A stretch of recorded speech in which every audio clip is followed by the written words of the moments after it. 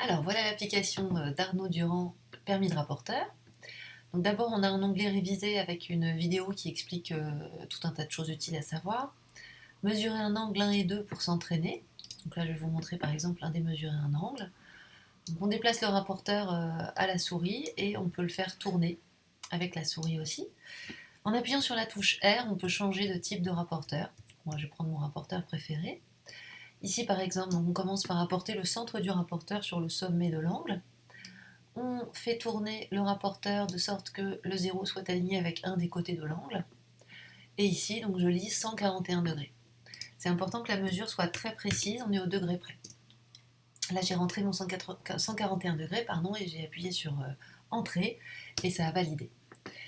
Je vais vous montrer construire un angle 2. Donc là, hop, même chose, j'amène le centre du rapporteur sur le sommet de l'angle, du futur angle. Je tourne mon rapporteur, je peux aussi le faire à la souris d'ailleurs, pour aligner le 0 avec le côté de l'angle qui est tracé.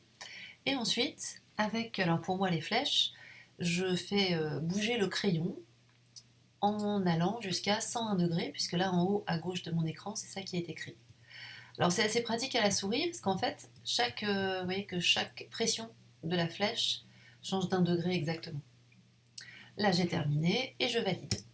Voilà, ça c'est le permis rapporteur. On peut donc passer le permis rapporteur. Donc quand on passe le permis rapporteur, avec un effet sonore de fond, eh bien on a d'abord 10 questions pour mesurer des angles, puis 10 questions pour tracer des angles. À partir de 15 sur 20, l'application nous indique qu'on a le permis rapporteur. Évidemment, libre à vous en classe de décider d'un autre seuil. Et puis, là, ce qui est bien aussi, c'est qu'à la fin de permis de rapporteur, vous avez pour l'enseignant le détail, combien sur les 10 questions de mesure et combien sur les 10 questions de construction. Parce que c'est vrai qu'un élève qui a 15, par exemple, s'il a 10 sur 10 en mesure et 5 sur 10 en construction, ça peut valoir le coup de lui en faire un petit coup. Voilà. Donc voilà pour le permis rapporteur.